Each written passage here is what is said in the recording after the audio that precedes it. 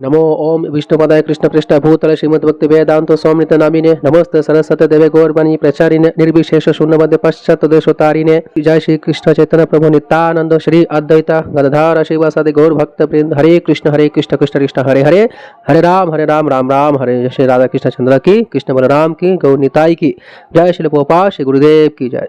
भगवद गीता में सर्वश्रेष्ठ श्लोक भगवान श्री कृष्ण स्वयं कहा है, यदा यदा ही धर्मस्य ग्लानिर्भवति भारत अभ्युत्थानम् अधर्मस्य तदात्मानं सृजाम्यहम्। अनुवाद।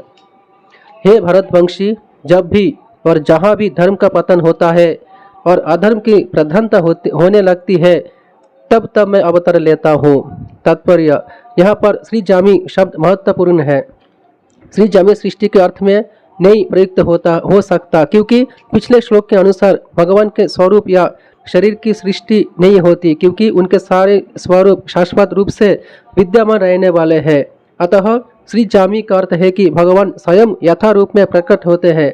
यद्यपि भगवान कार्यक्रम अनुसार अर्थात ब्रह्मा के एक दिन में 7वें मनु के 28वें युग में द्वापर युग के अंत में प्रकट होते हैं, किंतु वे इस नियम का पालन करने के लिए बाध्य नहीं है, क्योंकि वे स्वेच्छा से कर्म करने के लिए स्वतंत्र है। अतः जब भी अधर्म की प्रधानता तथा धर्म की लोप होने लगता है तो वे स्वेच्छा से प्रकट होते हैं। धर्म के नियम वेदों में दिए हुए हैं, और यदि इन नियमों का पालन में कोई त्रुटि आती है तो मनुष्य अधार्मिक हो जाता है। श्रीमद् भागवत में बताया गया है कि ऐसे नियम भगवान के नियम है। केवल भगवान ही किसी धर्म की व्यवस्था कर सकते हैं। वेद भी मूलतः ब्रह्मा के हृदय में से भगवान द्वारा उच्चारित माने जाते हैं। अतः धर्म के नियम भगवान के प्रत्यक्ष आदेश है। धर्मम तु साक्षात भगवत प्रणीतम। भगवत गीता में अद्योपंथ इन्हीं नियमों का संकेत है। वेदों का उद्देश्य परमेश्वर के आदेश अनुसार ऐसे नियमों की स्थापना करना, और गीता के अंत में भगवान स्वयं आदेश देते हैं कि सर्वोच्च धर्म उनकी ही शरण ग्रहण करना है। वैदिक नियम जीव की पूर्ण शरणागति की ओर अग्रसर कराने वाले हैं, और जब भी असुरों द्वारा इन नियमों में व्यवधान आता है तभी भगवान प्रकट होते हैं। श्रीमद् भागवत पुराण में हम जानते हैं कि बुद्ध कृष्ण के अवतार है, जिनका प्रादुर्भाव उस समय हुआ जब भौतिकतावादी का बोलबाला था, और भौतिकतावादी लोग वेदों का प्रमाण बनाकर उसकी आड़ ले रहे थे। यद्यपि वेदों में विशिष्ट कार्यों के लिए पशु बलि के विषय में कुछ सीमित विधान थे, किंतु असुरी वृत्ति वाले लोग वैदिक नियमों का संदर्भ दिए बिना पशु बलि को अपनाए हुए थे। भगवान बुद्ध इस अनाचार को रोकने तथा अहिंसा के वैदिक नियमों की स्थापना करने के लिए अवतरित हुए। अतः भगवान के प्रत्येक अवतार का विशेष उद्देश्य होता है। इन सब का वर्णन शास्त्रों में हुआ है। यह तथ्य नहीं है कि केवल भारत की धरती में भगवान अवतरित होते हैं। वे कहीं भी और किसी भी काल में इच्छा होने पर प्रकट हो सकते हैं। वे प्रत्येक अवतार लेने पर धर्म के विषय में उतना ही कहते हैं जितना कि उस परिस्थिति में जन समुदाय विशेष समझ सकता है, लेकिन उद्देश्य एक ही रहता है, लोगों को इस भावना भावित करना तथा धार्मिक नियमों के प्रति आज्ञाकारी बनाना। कभी वे स्वयं प्रकट होते हैं तो कभी अपने प्रामाणिक प्रतिनिधि को अपने पुत्र या दास के रूप में भेजते हैं। ये वेश बदलकर स्वयं ही प्रकट होते हैं। भगवत गीता के सिद्धांत अर्जुन से कहे गए हैं, अतः वे किसी भी महापुरुष के प्रति हो सकते हैं, क्योंकि अर्जुन संसार के अन्य भागों के सामान्य पुरुष की अपेक्षा अधिक आगरूक था। 2 और 2 मिलकर 4 होते हैं। ये गणितीय नियम प्राथमिक कक्षा के विद्यार्थी के लिए उतना ही सत्य है जितना कि उच्च कक्षा के विद्यार्थी के लिए है। तो भी गणित उच्चतर तथा निम्नतर का होता है। अतः भगवान प्रत्येक अवतार में एक जैसे सिद्धांतों की शिक्षा देते हैं जो परिस्थितियों के अनुसार उच्च या निम्न प्रतीत होते हैं। जैसा कि आगे बताया जाएगा, धर्म के उच्चतर सिद्धांत चारों वर्ण आश्रमों के स्वीकार करने के प्रारंभ होते हैं। अवतारों का एकमात्र उद्देश्य सर्वत्र कृष्ण भावनामृत को उद्बोधित करना है।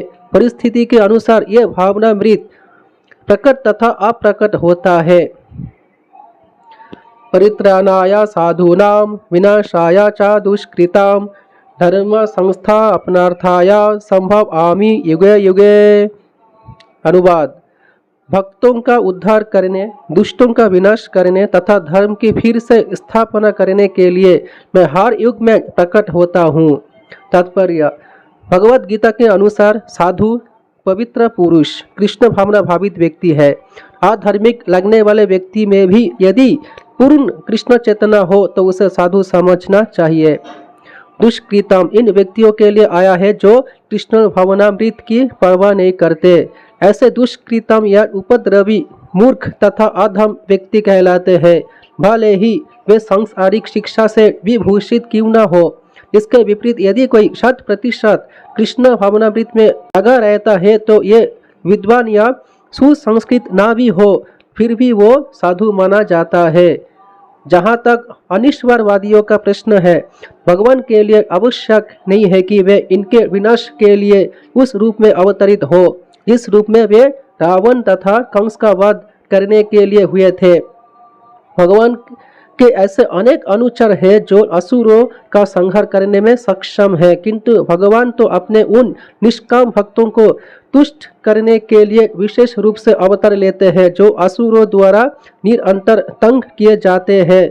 असुर भक्त को तंग करता है, भले ही ये उसका सगा संबंधी क्यों न हो। यद्यपि प्रहलाद महाराज हिरण्यकशिपु के पुत्र थे, किंतु तो भी वे अपने पिता द्वारा उत्पीड़ित थे।